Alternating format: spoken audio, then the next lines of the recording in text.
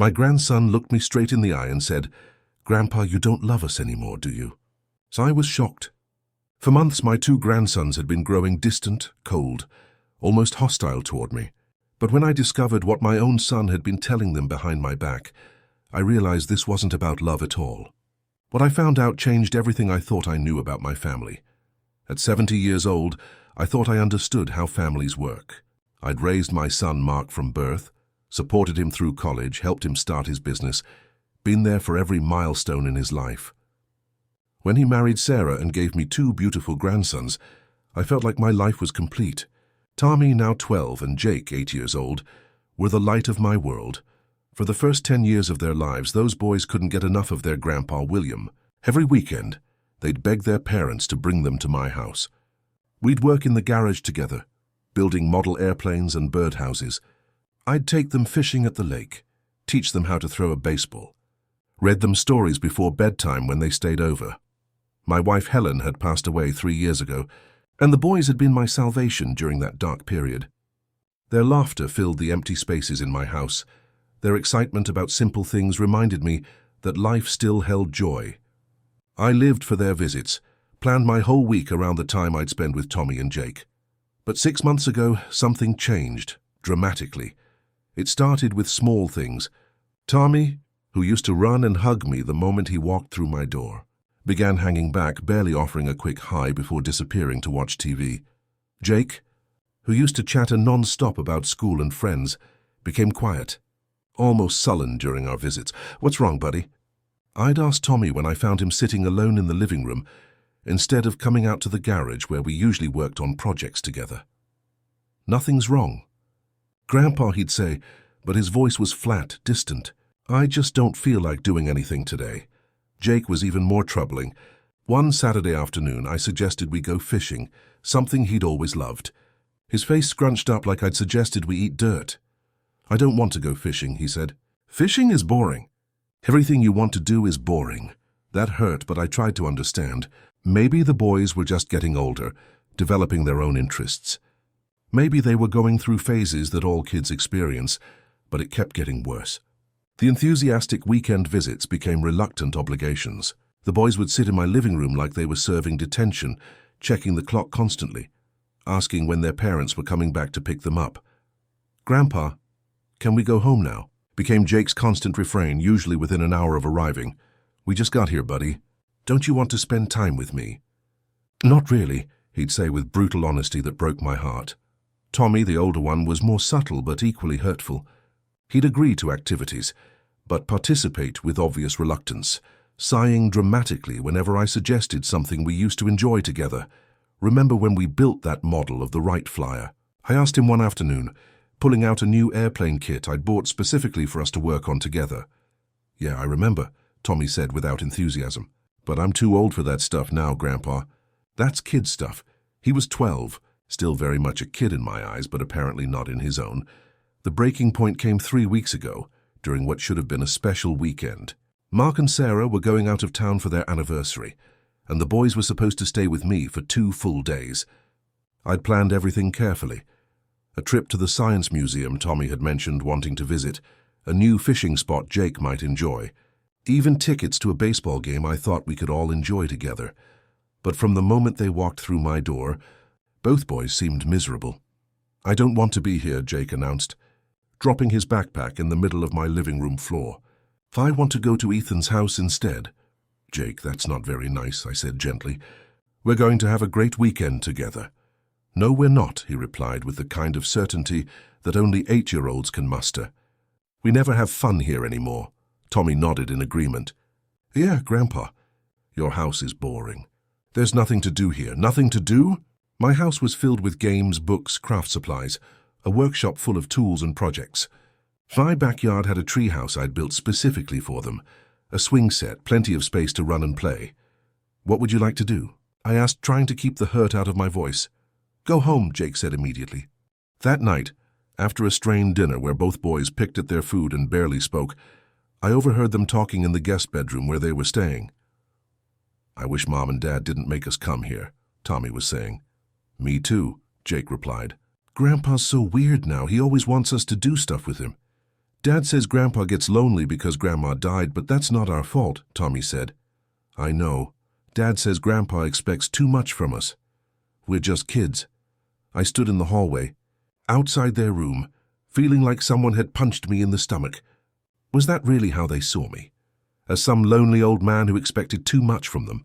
The next morning, things got even worse. I'd made their favorite breakfast, pancakes shaped like Mickey Mouse heads, something that used to make them giggle with delight. They ate in silence, barely acknowledging the effort I'd put into making the meal special. So, I said, trying to inject some enthusiasm into my voice, what should we do today?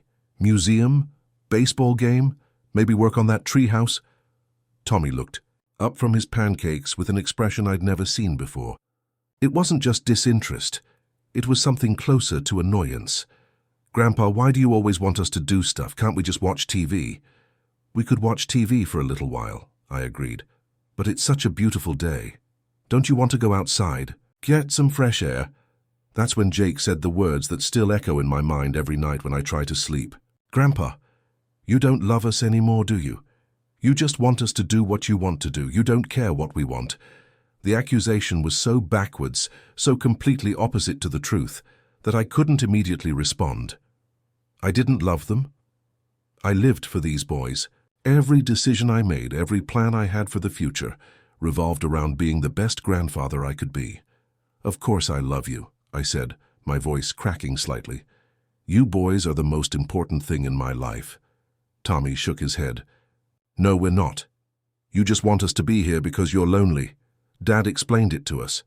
Dad explained it to them. Mark had been talking to his sons about me, about our relationship, about why they came to visit. And whatever he'd said had poisoned them against me. What did your dad explain? I asked carefully.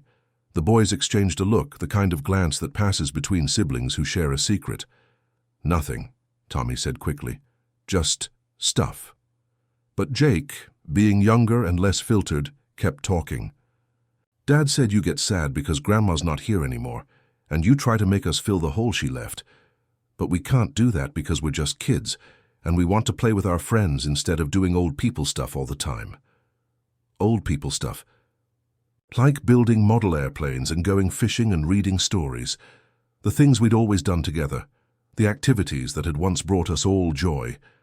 I spent the rest of that weekend walking on eggshells, trying not to suggest any activities. That might be considered old people stuff, watching my grandsons sit like prisoners in my living room, counting the hours until their parents returned. When Mark and Sarah came to pick them up, the boys practically ran to the car. I walked out to say goodbye, and that's when I saw something that made my blood run cold. Mark was on his phone, speaking in a low voice to someone. As I approached, I caught the end of his conversation. I know, but we have to keep sending them over there. If we don't, he might change his will, just have to endure it a little longer. Change his will. That phrase hit me like a lightning bolt. Mark noticed me approaching and quickly ended his call, putting on the smile he always wore when he needed something from me. How was the weekend, Dad? He asked. Did the boys behave themselves? They were fine, I said, studying my son's face. Mark, can I ask you something? Sure, Dad. Have you been talking to Tommy and Jake about me, about why they visit? Mark's smile flickered for just a moment. What do you mean? They seem to think I'm just a lonely old man who's trying to replace their grandmother with them, that I don't really love them, just need them to keep me company. Mark laughed, but it sounded forced. Dad, you know kids.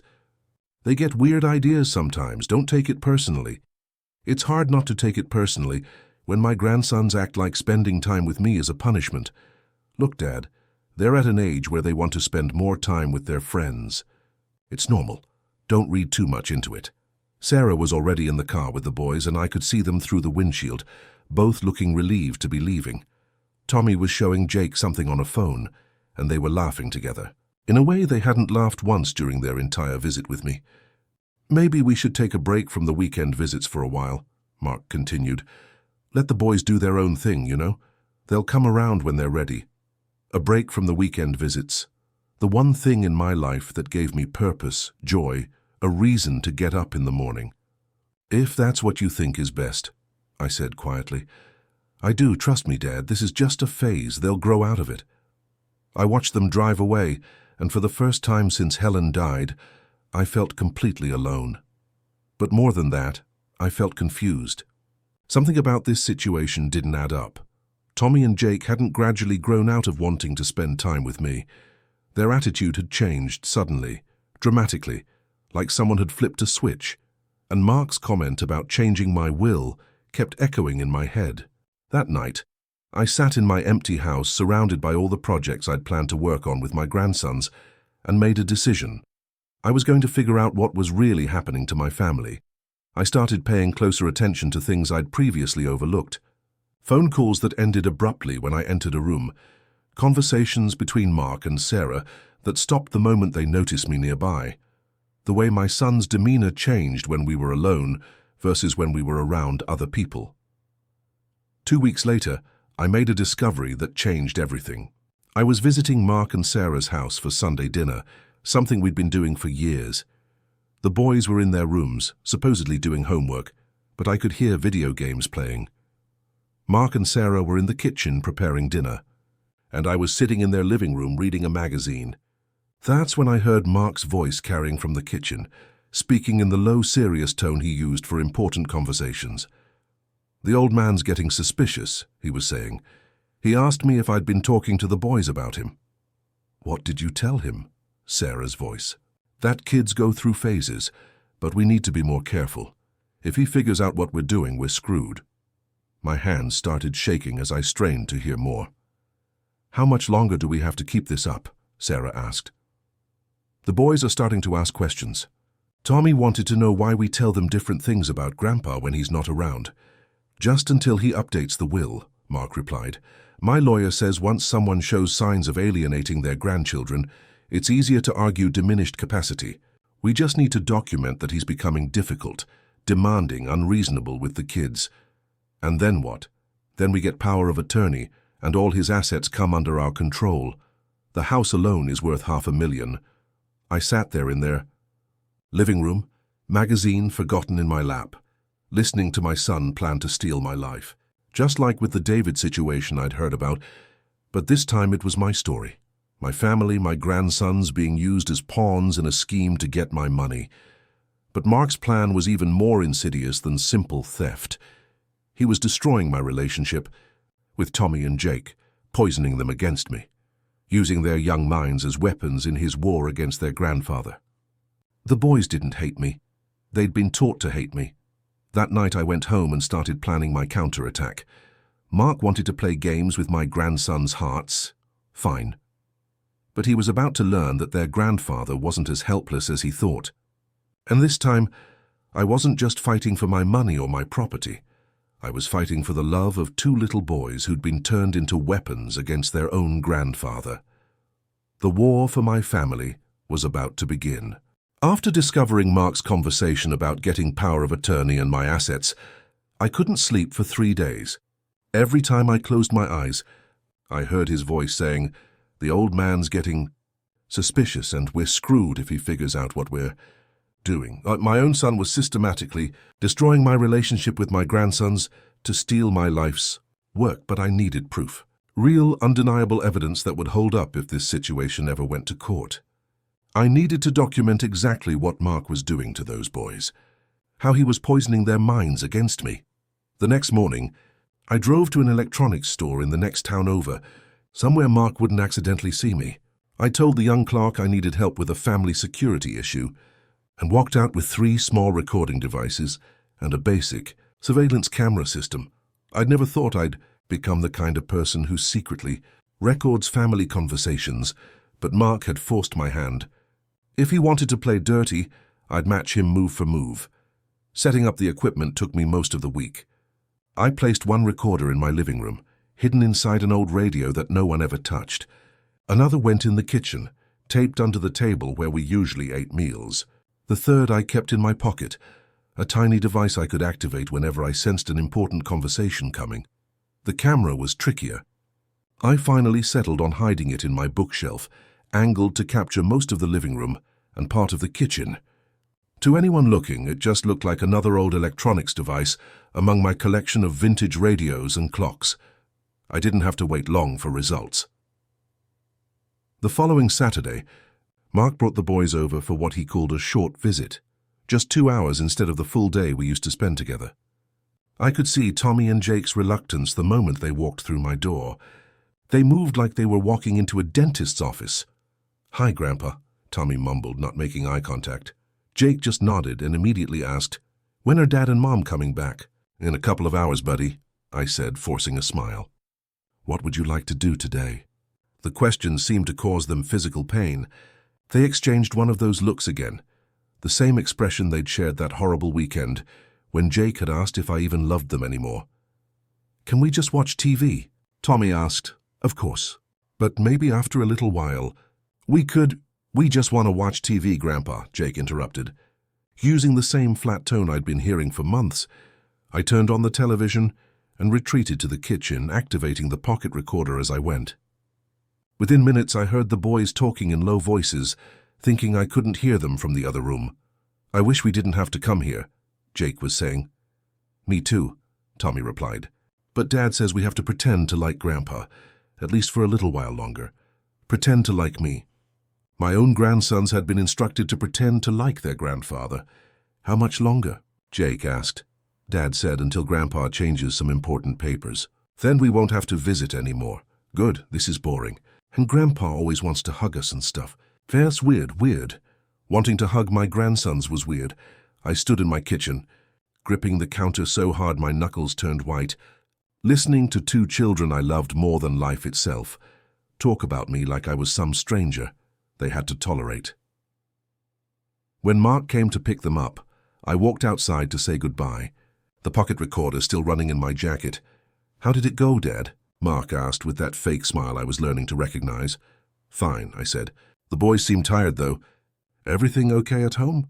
"Oh, you know how kids are. They've got a lot going on. School friends, activities. Sometimes these visits feel like just another obligation to them." Obligation. That's what spending time with their grandfather had become. "Maybe we should talk about adjusting the schedule," Mark continued. "The boys have been asking if they could skip some weekends.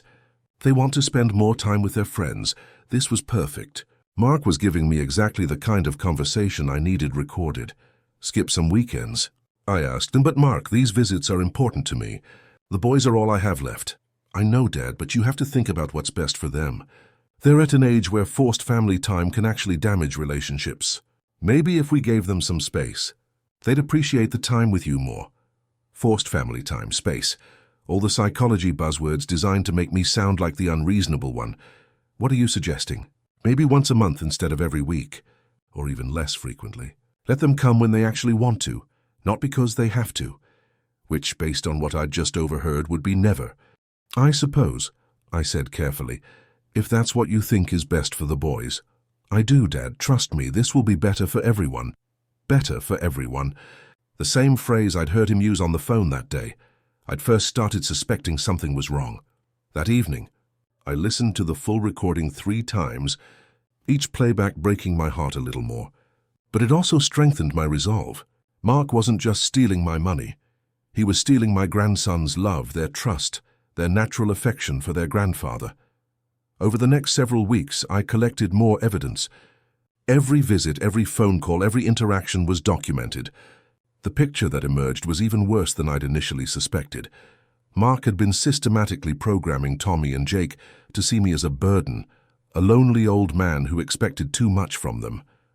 He'd convinced them that their natural love for their grandfather was somehow wrong, that wanting to spend time with me was a character flaw they needed to overcome.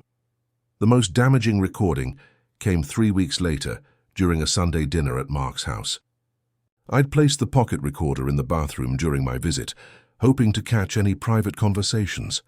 What I captured was Mark talking to Sarah in their bedroom, while they thought I was downstairs with the boys. "The old man's definitely getting suspicious," Mark was saying. "He keeps asking questions about the boys, about why they don't want to visit anymore." "Maybe we're pushing too hard," Sarah replied. "Tommy asked me yesterday why we tell him different things about Grandpa when he's around versus when he's not." "What did you tell him?" "That grown-ups sometimes have to be polite. even when they don't mean it. That Grandpa's feelings get hurt easily because he's old and sad. Good. Keep reinforcing that message. The lawyer says we need at least 6 months of documented estrangement before we can claim he's becoming mentally unstable. If the grandchildren are afraid of him or don't want to be around him, it supports the narrative that he's losing his grip on reality. Afraid of me. They were teaching my grandsons to be afraid of their grandfather. What if he fights the power of attorney? Sarah asked. He won't have grounds to fight it if we can show he's alienated his own grandchildren. Who's going to believe a confused old man over 2 innocent kids who are scared to visit him? The conversation continued, but I'd heard enough. Mark's plan was diabolical in its simplicity. He was using Tommy and Jake as unwitting witnesses against me, grooming them to testify to my unfitness as a guardian of my own affairs. But Mark had made one crucial mistake. He'd underestimated his father's intelligence and determination. That night, I called my lawyer, James Patterson, a man I'd known for 20 years. Jim had handled Helen's will, helped me with various business matters over the years, and had become a trusted friend. "Jim," I said when he answered the phone, "I need to see you tomorrow." "It's urgent. What's wrong, William?" "My son is planning to steal everything I own, and he's using my grandsons to do it."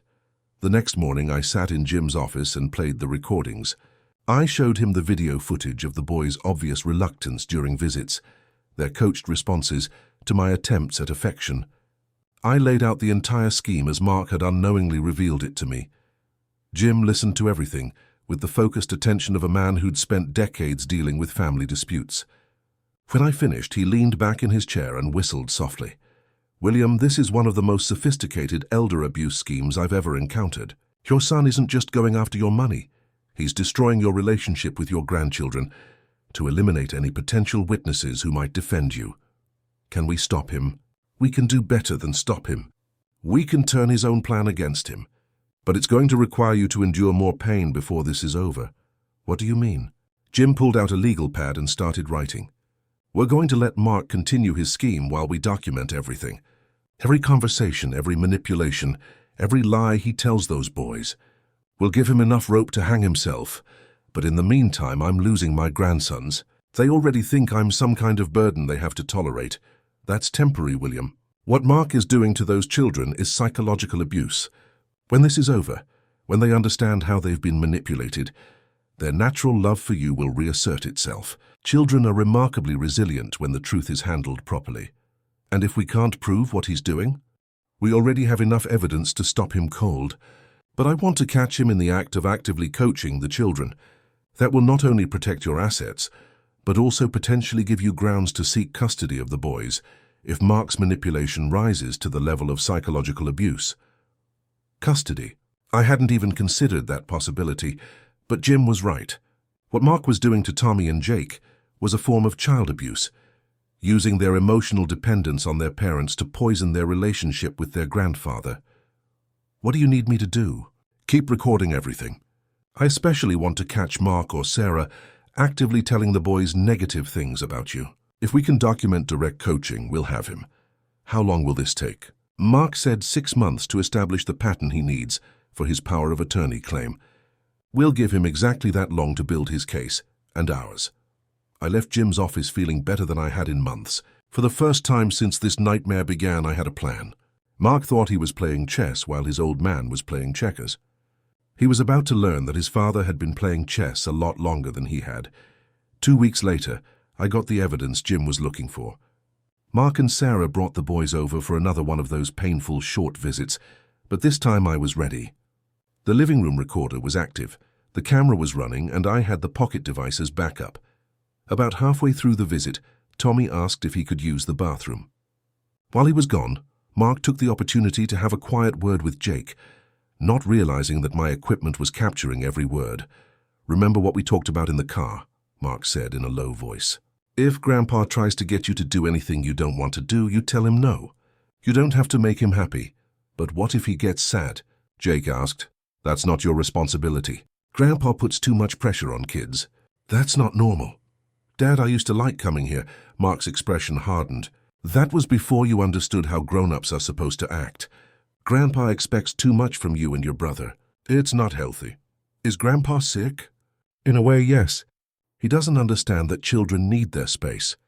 That's why we have to be careful around him. When Tommy returned from the bathroom, Mark seamlessly shifted back into his public persona, all smiles and false warmth. But I had it all on tape. Clear, undeniable evidence of a father coaching his children to reject their grandfather. That evening, after Mark and the boys left, I called Jim Patterson. "I got it," I said. "Direct coaching. Mark telling Jake that I'm not normal, that I expect too much, that the boys need to be careful around me. Perfect. How are you holding up, William?" "It's hard, Jim. Watching those boys pull away from me, knowing it's not their fault but feeling the rejection anyway. It's almost over." Mark is accelerating his timeline. Based on the recordings, I think he's planning to make his move within the next month. What makes you think that? The language he's using has shifted from long-term conditioning to immediate threat assessment. He's moved from "Grandpa expects too much" to "Grandpa is not normal and you need to be careful." That's the kind of language you use right before you claim someone is dangerous. The word dangerous hit me like a punch to the gut. Mark was preparing to paint me as a danger to my own grandsons. Jim, what if this backfires? What if the boys never forgive me for exposing their father? William, children who are old enough to understand the truth are usually relieved to learn that their instincts were right. Tommy and Jake loved you for years before Mark started this campaign. That love is still there, buried under months of manipulation. When they understand what really happened, when they realize they were used as weapons against someone who genuinely cared about them, they'll be angry at the right person. I hoped Jim was right, because in 2 weeks, according to the recording I'd made that evening, Mark was planning to take the boys to a child psychologist who would evaluate their comfort level with their grandfather. The trap was set. Mark thought he was maneuvering me into checkmate, but he was actually walking into one himself. The final confrontation was coming, and this time, I'd be ready for it. The child psychologist appointment was scheduled for a Thursday afternoon. According to the recording I'd captured, Dr. Martinez was someone Mark had carefully selected, a professional who specialized in documenting family dysfunction for legal proceedings. Mark had done his homework, finding someone who would provide the expert testimony he needed to prove I was unfit to manage my own affairs. But Mark didn't know that I'd done my homework too. Jim Patterson had researched Dr. Martinez and discovered she had a history of providing questionable evaluations in custody cases, always seeming to favor the parent who was paying her fees. More importantly, Jim had arranged for Dr. Sarah Chen, a highly respected child psychologist with impeccable credentials, to review all of my recordings and provide her own assessment of what Mark was doing to the boys. What Mark is describing isn't child psychology, Dr. Chen told me during our consultation. It's systematic psychological manipulation. He's using advanced techniques to create what we call parental alienation, but in this case it's grandparental alienation. Can the damage be undone? Absolutely, especially with children as young as Tommy and Jake. Once they understand what happened to them, their natural affection will reassert itself. Children are remarkably resilient when they're given the truth in an age-appropriate way. The plan Jim and I developed was elegant in its simplicity. We would allow Mark to take the boys to Dr. Martinez, let him present his carefully crafted narrative about his disturbed father, who was obsessed with his grandchildren. Then we would present our evidence and let Mark hang himself with his own lies.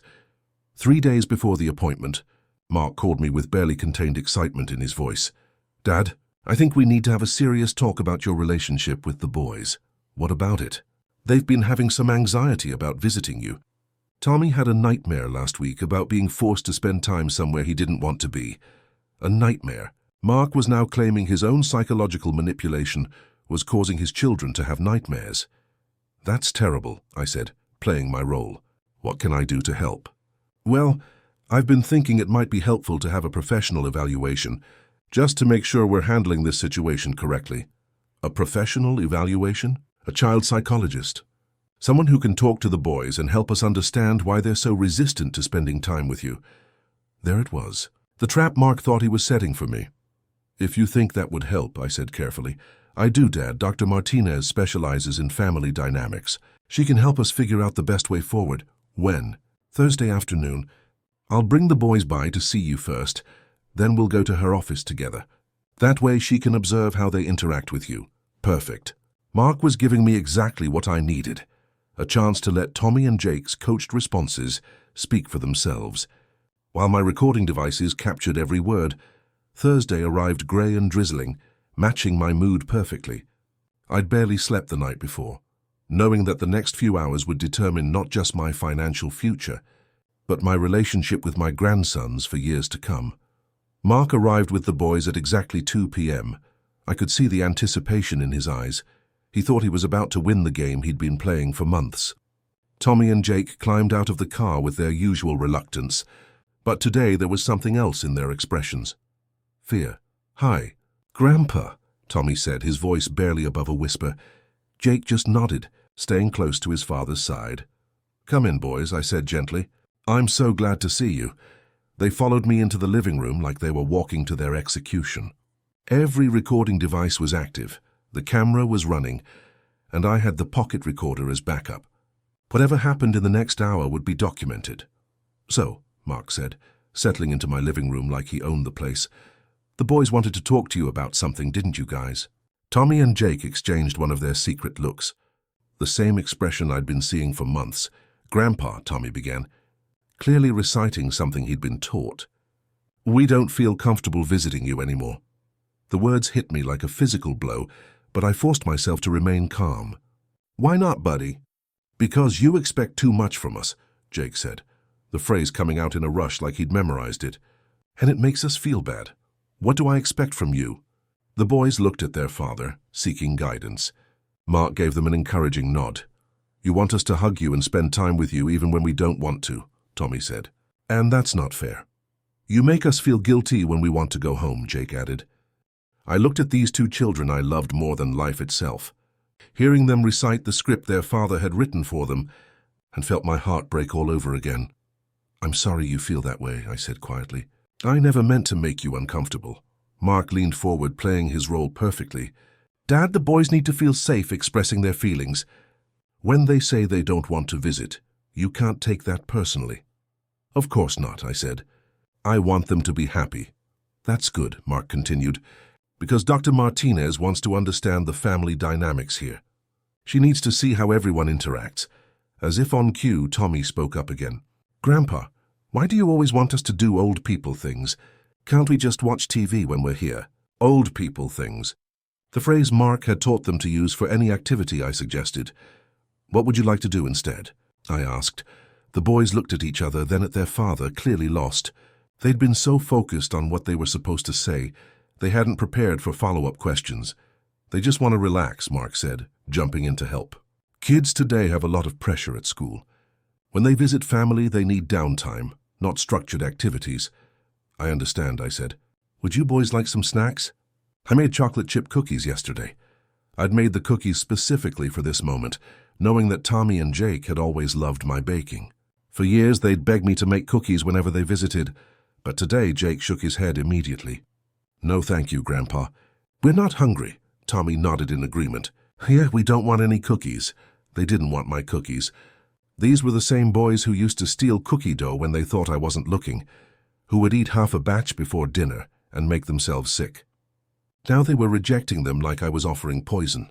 "Are you sure?" I asked. "They're your favorite kind." "We don't have favorite kinds of cookies anymore," Jake said, another clearly rehearsed line. "We're too old for that."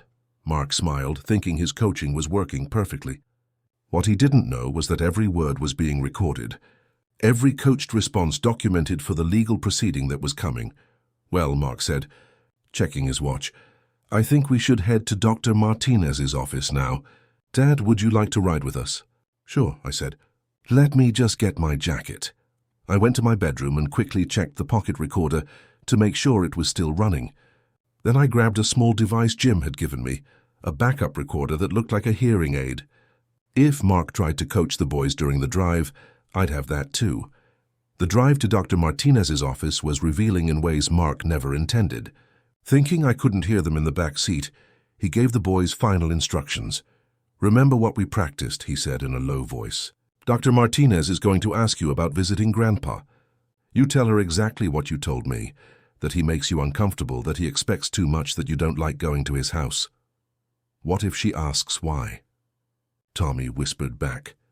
You tell her that Grandpa gets sad and angry when you want to go home, that he makes you feel guilty for wanting to spend time with your friends instead. Is that true?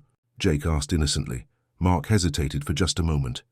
It's how you feel, isn't it? And your feelings are what matter.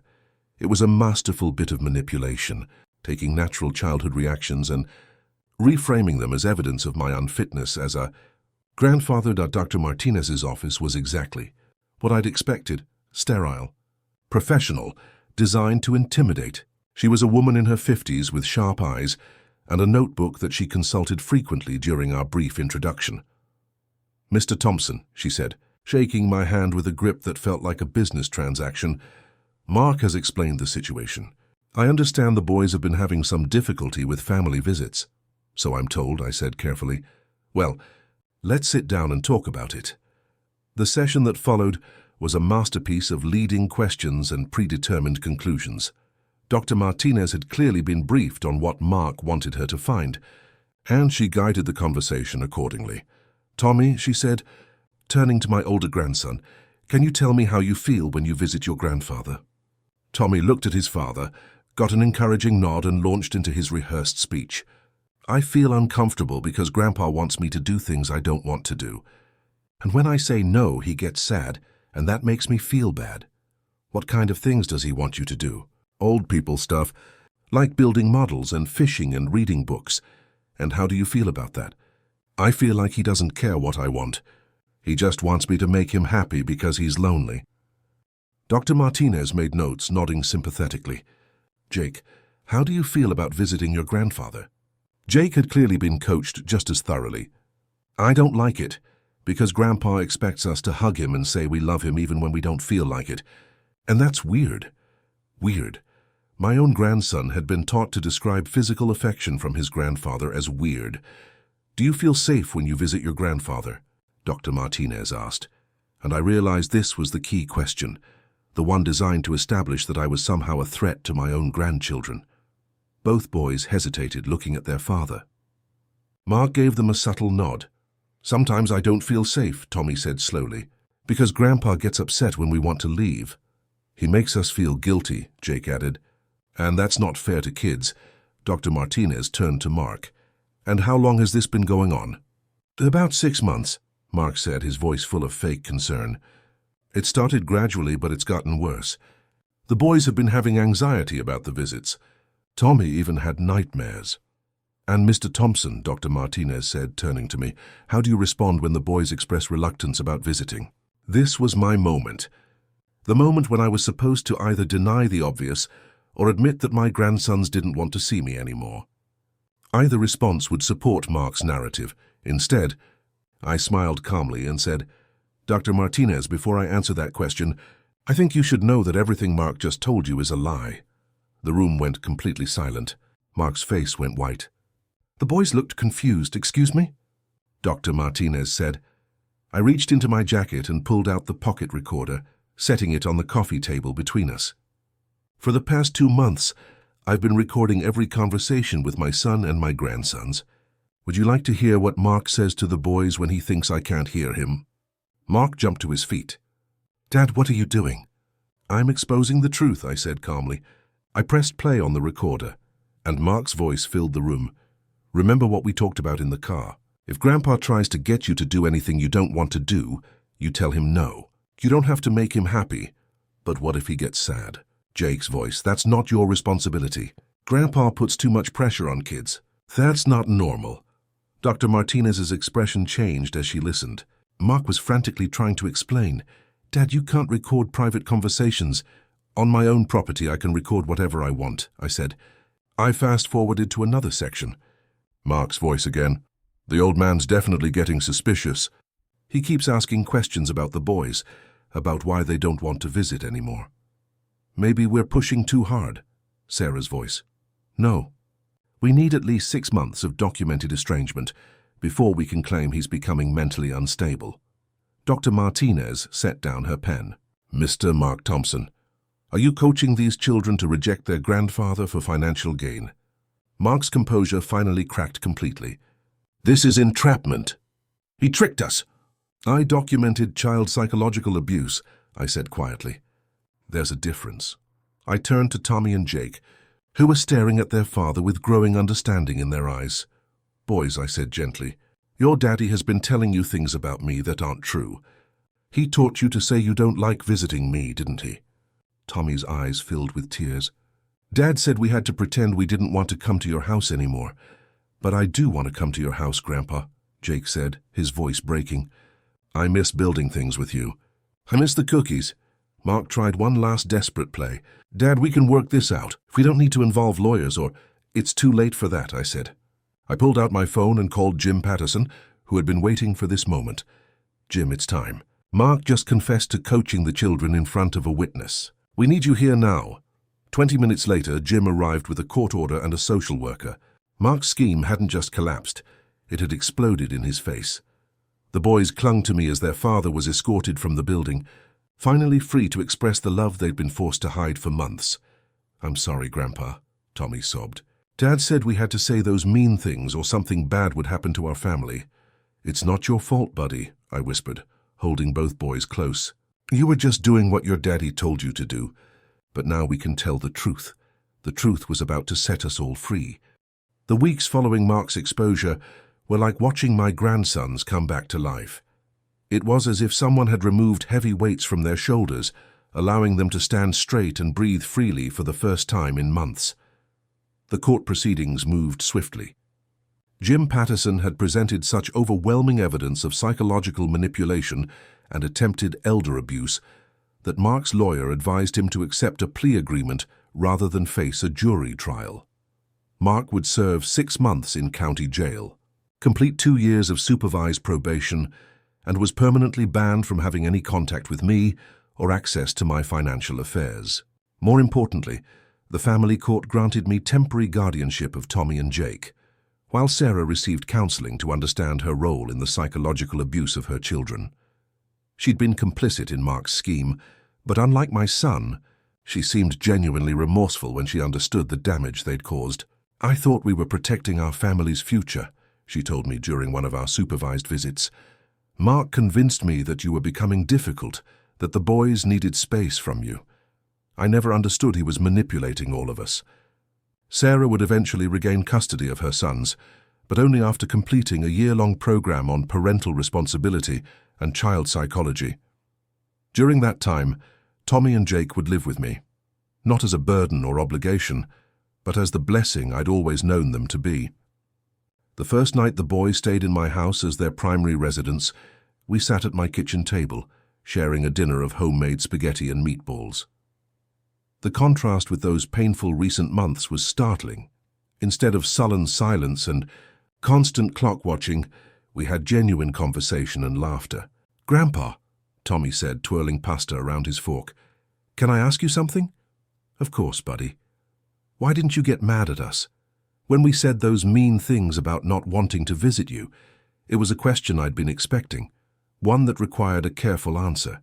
These boys had been through enough trauma without me adding guilt to their burden. Because I knew those weren't your real feelings, I said gently. I could tell someone had taught you to say those things. The Tommy and Jake I knew would never have rejected their grandfather's cookies or called my hugs weird. Jake looked up from his plate, sauce on his chin. Dad said you were getting mean because Grandma died and you were lonely. He said that's why you wanted us to visit so much. Your dad was partially right about one thing. I was lonely after Grandma died. But spending time with you boys never felt like a burden or an obligation. It felt like joy. There's a difference between wanting someone's company because you're lonely and wanting it because you love them. What's the difference? Tommy asked. When you're lonely, you want people around to fill empty space in your life. When you love someone, you want to share the good things in your life with them. I wanted to teach you how to build model airplanes because I thought you'd enjoy it, not because I needed you to keep me from being sad. The boys absorbed this explanation, and I could see understanding dawning in their eyes. For months they'd been told that their grandfather's love was selfish, needy, inappropriate. Now they were learning to trust their original instincts about our relationship. Can we build a model airplane tomorrow? Jake asked hopefully.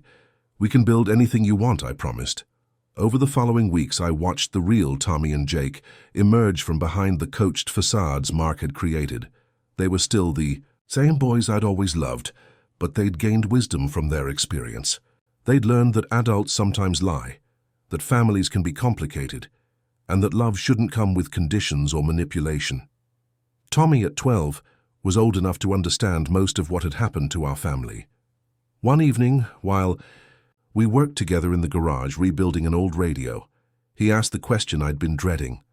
"Grandpa, is Dad ever coming home?" I stopped working and looked at my grandson, this young man who deserved an honest answer. "I don't know, Tommy.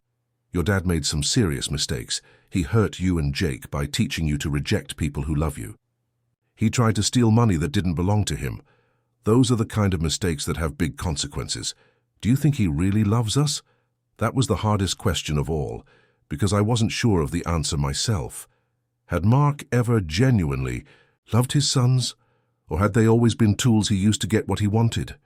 "I think your dad loves you in the way he knows how to love," I said carefully. "But sometimes people's love gets mixed up with other things. Fear, greed, desperation. When that happens, they make choices that hurt the people they're supposed to protect." Tommy nodded solemnly. "Like when he taught us to say we didn't like you anymore." Exactly like that. I felt bad every time I said those things. I knew they weren't true, but Dad said if we didn't say them, our family would be in trouble. How did that make you feel? Tommy thought for a moment, scared and confused. "I loved you, but Dad said loving you was wrong. So I didn't know what to feel anymore." This was the heart of the psychological abuse Mark had perpetrated on his children. He'd taught them to distrust their own emotions, to question their natural affections, to believe that love itself could be wrong or inappropriate. "Tommy, I want you to remember something important," I said, putting my hand on his shoulder. "Your feelings are valid.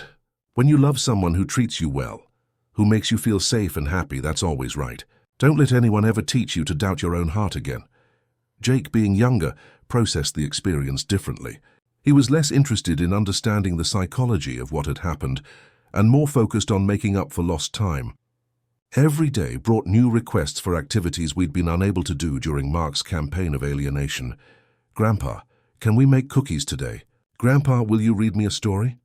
Grandpa, can we work on the treehouse? Grandpa, will you teach me how to fish?" All the things he'd been coached to reject, he now embraced with doubled enthusiasm. It was as if he was trying to reclaim every moment of joy that had been stolen from him. 3 months after Mark's arrest, we received an unexpected visitor. Sarah arrived at my house on a Saturday morning. Looking nervous but determined, "William," she said, "I know you have every right to hate me for what I helped Mark do to you and the boys." I invited her in, not because I'd forgiven her, but because the boys deserved a chance to see their mother working toward redemption. "I don't hate you, Sarah," I said, and realized I meant it. "But I am disappointed. You participated in teaching your children to reject love, to distrust their own feelings. That's not something I can easily forgive. I know. The counselor, Dr. Peterson, has been helping me understand how wrong I was. I thought I was protecting my marriage, supporting my husband. I didn't realize I was damaging my own children." Tommy and Jake had been listening from the kitchen doorway. Sarah saw them and knelt down to their eye level. "Boys, I owe you an apology. Mommy made some very bad choices. I helped Daddy teach you things that weren't true about Grandpa, and that was wrong. You should never have been put in the middle of grown-up problems." Jake ran to his mother and hugged her fiercely. "I missed you, Mommy." Tommy was more cautious, but he allowed Sarah to embrace him too. "Are you going to make us say bad things about Grandpa again?" he asked. "Never," Sarah promised. "I'm learning how to be a better mother. Part of that means making sure you boys can love all the people who deserve your love." It was a start. Not forgiveness, not yet, but acknowledgement of wrongdoing and a commitment to change. 6 months after the nightmare began, I found myself sitting on my front porch watching Tommy and Jake play in the yard. They were building a fort out of old cardboard boxes, working together with the kind of focused collaboration that only comes from genuine happiness. The transformation was remarkable. These were the same boys who, just months ago, had sat in my living room like prisoners, checking the clock and asking when they could go home. Now my house truly was their home, and they filled it with laughter, noise, and the beautiful chaos of childhood. Jim Patterson stopped by that afternoon, to deliver some paperwork related to Mark's case. "How are you holding up, William?" he asked, settling into the porch chair beside me. "Better than I have any right to expect," I said honestly. "Those boys have been through hell, but they're resilient. They're healing. And you? Are you healing too?" I considered the question. "I think so. The hardest part wasn't Mark trying to steal my money. It was watching him poison my grandsons against me. But now that they understand what really happened, our relationship is stronger than it ever was. Any regrets about how you handled the situation?" "Only that I didn't act sooner. If I'd confronted Mark the first time I suspected something was wrong, maybe the boys wouldn't have had to endure months of psychological manipulation. Or maybe Mark would have accelerated his timeline and done even more damage. You handled it perfectly, William. You gathered evidence, you protected yourself legally, and most importantly, you saved your grandsons from a father who was using them as weapons." That evening, as I tucked the boys into bed, Tommy asked me a question that showed how much he'd grown from his experience. "Grandpa, do you think Dad will ever understand what he did wrong?" "I hope so, Tommy. But whether he does or not isn't your responsibility. You and Jake are kids. Your job is to be happy, to learn, to grow into good men. The grown-ups in your life are supposed to protect you and help you, not use you to solve their own problems. Will you always be here for us? As long as I'm alive, you boys will always have a safe place with your grandpa. That's a promise." 1 year after Mark's arrest, we celebrated Tommy's 13th birthday with a party in my backyard. Sarah was there, having completed her counseling and regained joint custody of her sons. She'd also filed for divorce from Mark, who was still serving his sentence, and showed no signs of genuine remorse for what he'd done to his family. As I watched Tommy blow out his candles, surrounded by friends and family who genuinely cared about him, I reflected on everything we'd been through. Mark's scheme had been designed to destroy our family bonds, to turn love into manipulation and trust into suspicion. Instead, it had made us stronger. Tommy and Jake had learned to value genuine relationships over conditional approval. They'd discovered that real love doesn't require you to betray your own feelings or reject other people who care about you. Most importantly, they'd learned that they could trust their own instincts. When something feels wrong, it probably is. When someone asks you to hurt another person as proof of your loyalty, that's not love. That's manipulation. Grandpa, Jake said, climbing onto my lap as the party wound down. "I'm glad Dad's plan didn't work." "What do you mean, buddy?" "I'm glad we didn't stop loving you. I'm glad we found out the truth." I hugged him close, feeling the solid weight of his small body, breathing in the scent of birthday cake and childhood innocence. "Me too, Jake. Me too."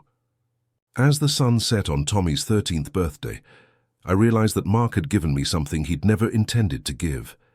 He'd shown me just how strong the bond between a grandfather and his grandsons could be. He'd proven that real love can survive lies, manipulation, and systematic psychological abuse. Most importantly, he taught Tommy and Jake to recognize the difference between people who love them genuinely and people who use love as a weapon. That was a lesson that would serve them well for the rest of their lives. Today, 2 years after, Mark's scheme collapsed. The boys split their time between my house and Sarah's new apartment. They're thriving in school, they have good friends, and they've learned to trust their own feelings about the people in their lives.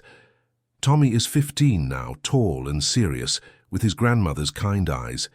He's interested in engineering and spends hours in my garage building increasingly complex projects. Jake is 10, still young enough to believe in magic, but old enough to understand that the real magic in life comes from people who love you without conditions. Mark served his full sentence and moved to another state after his release.